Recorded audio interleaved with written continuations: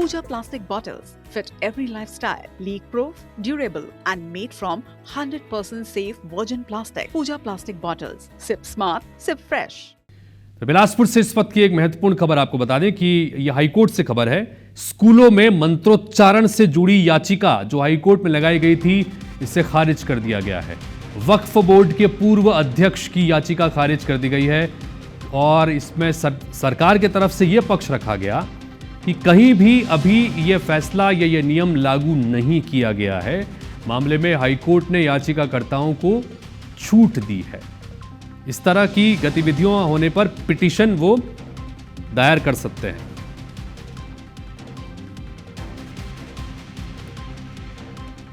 और इस वक्त छत्तीसगढ़ वक्फ बोर्ड के अध्यक्ष सलीम राज हमारे साथ में फोन लाइन पर जोड़ने से बात करते हैं। डॉक्टर सलीम राज साहब, जिस तरह से ये याचिका लगाई गई थी सलाम रिजवी जी की तरफ से और उस मामले में इस याचिका को खारिज कर दिया गया है, मंत्रोच्चार से जुड़ा ये मसला था, आपका इस मसले पर क्या कहना है? हितेश जी, हिंदुस्तान में भारत माता की जय बोलने में कोई आपत्ति नहीं, वंदे मातरम बोलने में कोई आपत्ति नहीं, मंत्रोच्चार में कोई तकलीफ नहीं है। आप उसका हिंदी अनुवाद करेंगे तो गुणगान है, तो इसमें कोई किसी को आपत्ति नहीं होनी चाहिए। इसमें कोई इस्लाम खतरे में भी नहीं है। जो देश में रहना है तो वो संस्कृत में उसका हिंदी अनुवाद करने में कोई तकलीफ थोड़ी होती है। जब ज्ञान अनुशासन मंत्रोच्चार से मिलता है तो इसको मुस्लिम समाज को आपत्ति नहीं होना चाहिए, क्योंकि वो गुणगान का है और अनुशासन सिखा रहा है। क्योंकि संस्कृत में इसलिए आप उसका विरोध कर रहे हैं, वो हिंदी में रहता तो आप विरोध नहीं करते। तो इसलिए वंदे मातरम भी होना चाहिए, भारत माता की जय भी बोलना चाहिए और मंत्रोच्चार से कोई किसी को तकलीफ नहीं, ना कोई इस्लाम खतरे में। सलाम रिजवी जी को भी सोचना चाहिए कि देश में अच्छा अनुशासन सीख रहा है तो इसमें तकलीफ क्या है किसी को, तो इसका स्वागत करना चाहिए सलाम रिजवी साहब को। तो डॉक्टर सलीम साहब, लेकिन चूंकि आप वक्फ बोर्ड के अध्यक्ष हैं और इसी वक्फ बोर्ड के अध्यक्ष की जिम्मेदारी आपसे पहले सलाम रिजवी संभाल रहे थे और उसी हवाले से उन्होंने कहा है, चूंकि मुस्लिम छात्र भी जाते हैं, ईसाई छात्र भी जाते हैं पढ़ने के लिए, ऐसे में अगर स्कूलों में मंत्रोच्चार अगर बच्चों से कराया जा रहा है, गायत्री मंत्र पढ़ाया जा रहा है, तो ये ठीक नहीं है। ये उन्होंने भी दलील दी है। हितेश जी, जो है वंदे मातरम है, वंदे मातरम पढ़ने में क्या आपत्ति है? उसे कोई इस्लाम खतरे में होता है क्या? गायत्री मंत्र पढ़ने से कोई इस्लाम तो इस्लाम रहेगा ना। इस्लाम इतना कमजोर नहीं है कि आप कोई मंत्रोच्चार करने से आपको इस्लाम खतरे में पड़ जाएगा। जो देश में है और जो स्कूल में है, सबके साथ सामाजिक समरसता होना चाहिए। जब गुणगान हो रहा है तो इसमें तकलीफ क्या हो रही है?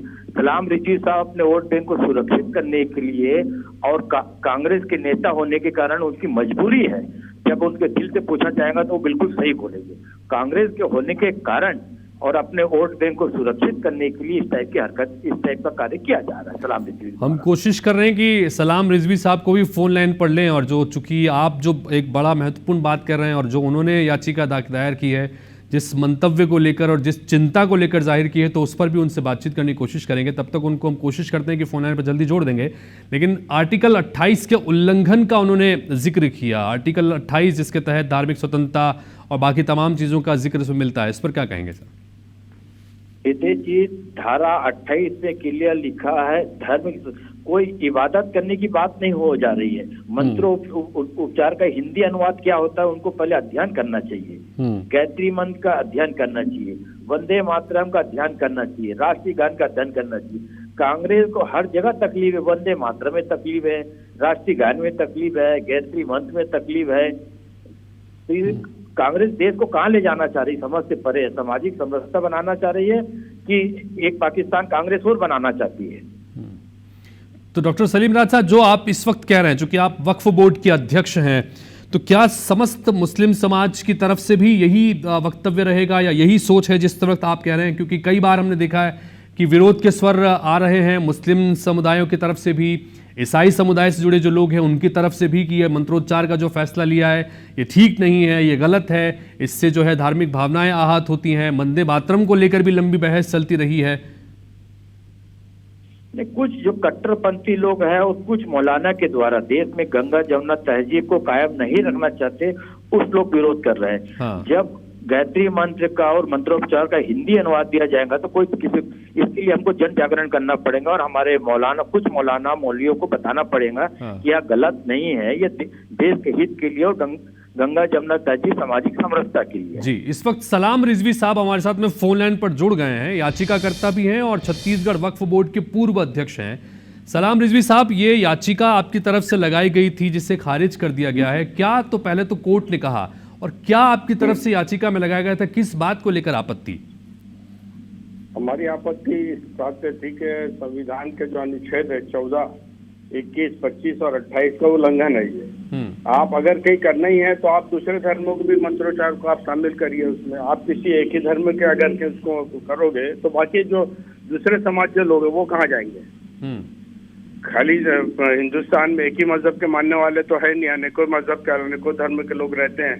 आप किसी एक को मानोगे और उसको कट्टरपंथी बोलोगे तो ये कट्टरपंथी नहीं कि आप सिर्फ एक धर्म का ही मंत्रोच्चार करो बाकी दूसरों को छोड़ दो, ये कट्टरपंथी नहीं है, ये भी कट्टरपंथी है और संविधान का उल्लंघन है।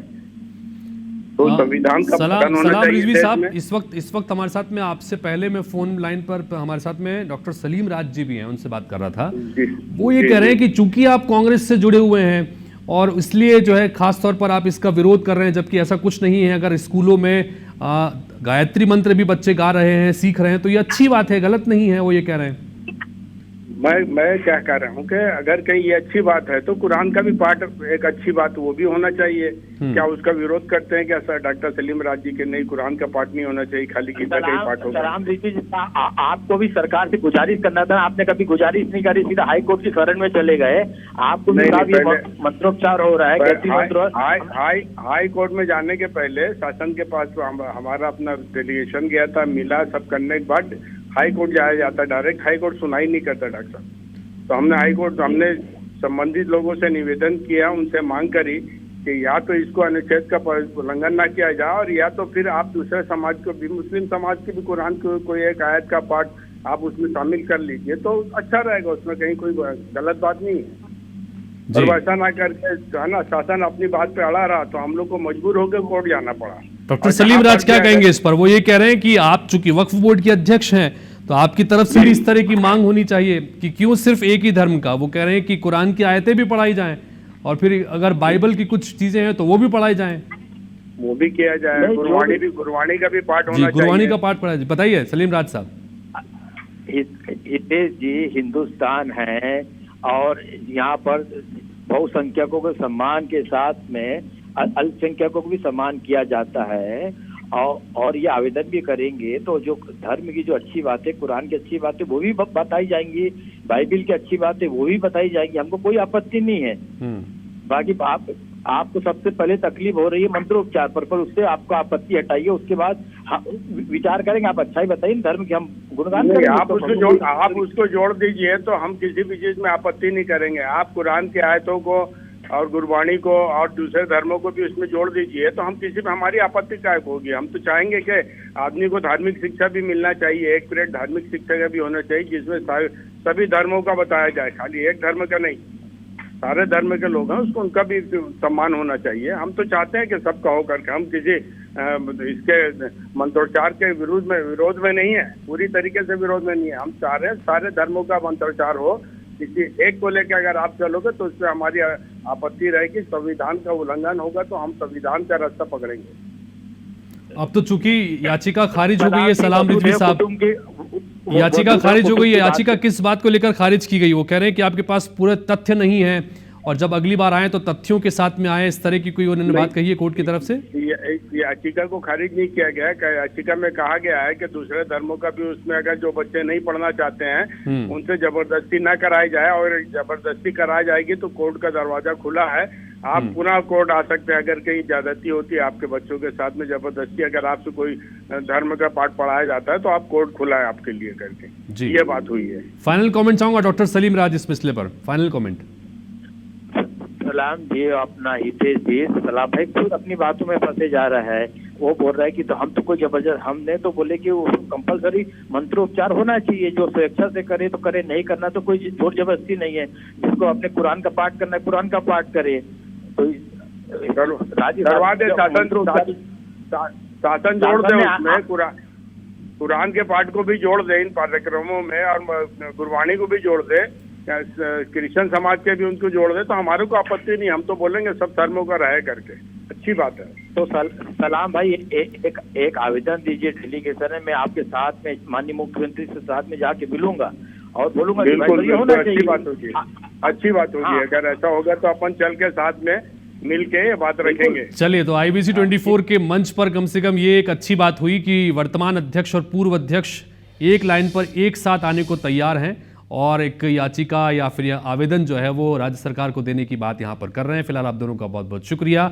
एक याचिका लगाई गई थी पिछले दिनों, दरअसल एक फरमान आया था कि स्कूलों में मंत्रोच्चार कराया जाएगा, अलग अलग समय के लिए मंत्रोच्चार की पूरी एक शेड्यूल तय किया गया था। इसके खिलाफ एक याचिका लगाई गई थी जिसमें कोर्ट ने कहा है और सरकार ने ये बताया कि अभी ऐसा कोई आदेश लागू नहीं किया गया है और उसी को लेकर याचिका को ये कहते हुए खारिज किया गया है कि इस मामले में दरवाजे खुले हैं कोर्ट के, अगर किसी को याचिका लगानी है तो वो लगा सकता है, सभी धर्मों के लिए छूट है।